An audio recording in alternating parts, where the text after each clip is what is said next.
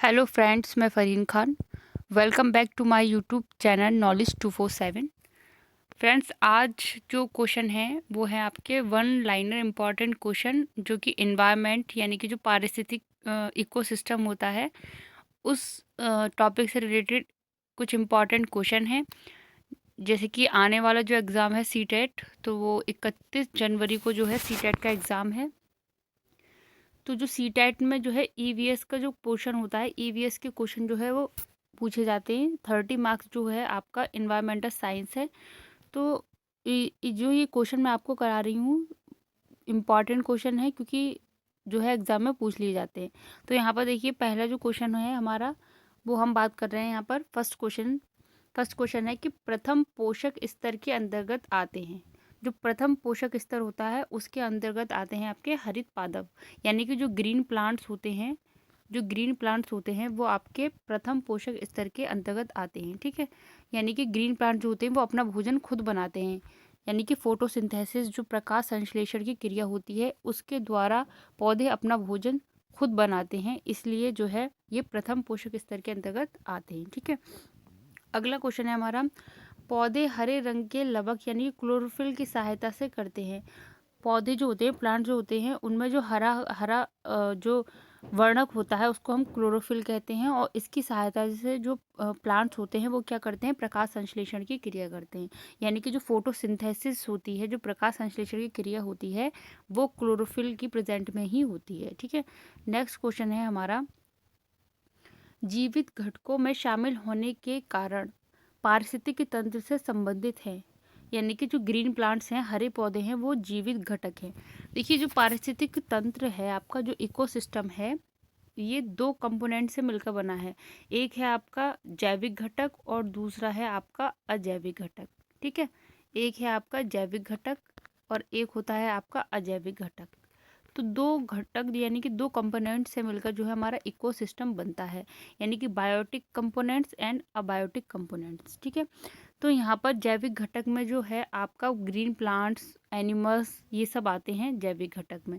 तो यहाँ पर ये बात बोल रहे हैं कि जीवित घटकों में शामिल होने के कारण पारिस्थितिक तंत्र से संबंधित है, तो जो हरे पौधे हैं वो जीवित घटक के अंतर्गत आते हैं। नेक्स्ट क्वेश्चन है, ऐसे पदार्थ जिनके ऑक्सीकरण के पश्चात जीवधारियों को ऊर्जा प्राप्त होती है क्या कहा जाता है, खाद्य यानी कि फूड कहा जाता है। अगला क्वेश्चन है हमारा, जीवों द्वारा ऊर्जा का प्रवाह होता है। जो जीवों द्वारा ऊर्जा का जो प्रवाह होता है वो एक दिशीय होता है। ठीक है, यानी कि यूनि डायरेक्शनल, एक दिशीय होता है। इंपॉर्टेंट क्वेश्चन है, बहुत बार क्वेश्चन पूछा गया है कि जीवों द्वारा ऊर्जा का प्रवाह हमेशा कैसा होता है, तो एक दिशीय होता है। अब है नेक्स्ट हमारा क्वेश्चन नंबर 6 है, आहार श्रृंखला का निर्माण करते हैं। जो आपकी आहार श्रृंखला होती है उसका निर्माण कौन करते हैं, घास, बकरी तथा मानव। ठीक है, घास, बकरी तथा मानव, जैसे कि घास को बकरी ने खाया, ठीक है, और बकरी यानी कि मानव के द्वारा, तो ये आहार श्रृंखला बन जाती है इस तरीके से। अगला है हमारा, जीव भार का पिरामिड जिस पारिस्थितिक तंत्र में उलट जाता है वह है। यानी कि जीव भार का जो पिरामिड होता है वो किस पारिस्थितिक तंत्र में उल्टा होता है, तो वो तालाब में होता है। ये आपको याद रखना है, तालाब में जो है जीव भार का पिरामिड कैसा होता है, उल्टा होता है। नेक्स्ट है हमारा, पारिस्थितिकी तंत्र के विभिन्न स्तरों के प्रति इकाई क्षेत्र में उपस्थित जीव भार के रेखा चित्रीय निरूपण को क्या कहते हैं, जीव भार का पिरामिड कहते हैं।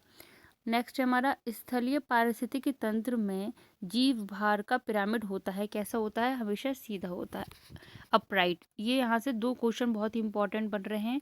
अगर स्थलीय पारिस्थितिकी तंत्र की बात करें तो उसमें जीव भार का पिरामिड जो है सीधा होगा, और यहाँ पर अगर जो है तालाब की बात करें तो तालाब में जीव भार का पिरामिड उल्टा होता है। ये दो आपको याद रखनी है, स्थल में सीधा और तालाब में उल्टा जीव भार का पिरामिड। नेक्स्ट क्वेश्चन है हमारा, जब कुछ प्रदूषक आहार श्रृंखला के साथ सांद्रता में बढ़ते जाते हैं और ऊतकों में जमा हो जाते हैं, तो इस घटना को हम क्या कहते हैं, इस घटना को हम कहते हैं जैविक आवर्धन, यानी कि बायोमैग्निफिकेशन।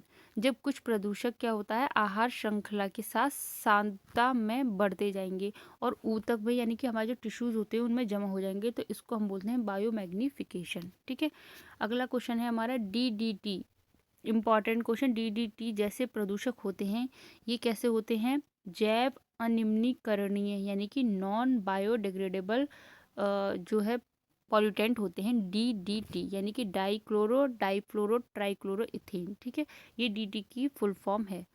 अगला क्वेश्चन है हमारा, पारिस्थितिक मित्र नहीं है, कौन नहीं है? यूकेलिप्टस। यूकेलिप्टस को पारिस्थितिकीय मित्र नहीं कहा जाता है। ठीक है, यानी कि ये क्वेश्चन भी आया हुआ है कि पारिस्थितिक यानी कि जो मित्र वो नहीं है तो कौन है? यूकेलिप्टस। ठीक है, अब नेक्स्ट क्वेश्चन है हमारा, यूकेलिप्टस को उसकी अत्यधिक जल ग्रहण शक्ति के कारण घोषित किया गया है पर्यावरण का शत्रु। ये क्वेश्चन भी आया है कि पर्यावरण का शत्रु किसको कहा जाता है? तो यूकेलिप्टस को पर्यावरण का शत्रु कहा जाता है। यहाँ से कई क्वेश्चन जो है आपको देखने को मिल जाएंगे एग्जाम में, इम्पॉर्टेंट क्वेश्चन है ये। अगला क्वेश्चन है हमारा, वृक्ष जो पर्यावरणीय संकट माना जाता है तो वो कौन सा है? वो भी क्या है? यूकेलिप्टस। यानी कि पर्यावरण के संकट के नाम से पूछ लेगा कि पर्यावरणीय वृक्ष जो पर्यावरण का संकट माना जाता है या पर्यावरण का शत्रु माना जाता है, तो वो आपका यूकेलिप्टस है। ठीक है, अगला है हमारा, लैंटिक आवास का उदाहरण है तालाब एवं दलदल। तालाब और दलदल जो है वो लैंटिक आवास का उदाहरण है। नेक्स्ट क्वेश्चन है हमारा, स्थिर जल के आवास लैंटिक आवास के अंतर्गत आते हैं। इनके उदाहरण हैं आर्द्रभूमि, तालाब, झील और जलाशय। नेक्स्ट है हमारा, बहते जल के आवास लोटिक आवास कहे जाते हैं, जैसे कि नदी। अगला क्वेश्चन है हमारा, दो भिन्न समुदायों के बीच का संक्रांति क्षेत्र कहलाता है, क्या कहलाता है? इकोटोन। क्या कहलाता है? इकोटोन। ठीक है, दो भिन्न समुदायों के बीच की जो संक्रांति क्षेत्र है वो इकोटोन कहलाता है। अगला है, सर्वाधिक स्थायी पारिस्थितिक तंत्र है, इंपॉर्टेंट है, सर्वाधिक स्थायी पारिस्थितिक तंत्र है महासागर। अगला है हमारा, सबसे स्थायी पारिस्थितिक तंत्र है, वो है आपका समुद्र। तो ये थे हमारे आज के इम्पॉर्टेंट वन लाइनर क्वेश्चन जो एग्ज़ाम के लिए इम्पॉर्टेंट है। और आपके लिए एक क्वेश्चन है कि DDT की आप जो है फुल फॉर्म बताएंगे कमेंट बॉक्स में कि DDT की फुल फॉर्म जो है वो क्या होती है। ठीक है फ्रेंड्स, अगर आपको वीडियो पसंद आ रही है तो ज़्यादा से ज़्यादा वीडियो को लाइक कीजिए, फ्रेंड्स में शेयर कीजिए और चैनल को सब्सक्राइब कीजिए। Thank you.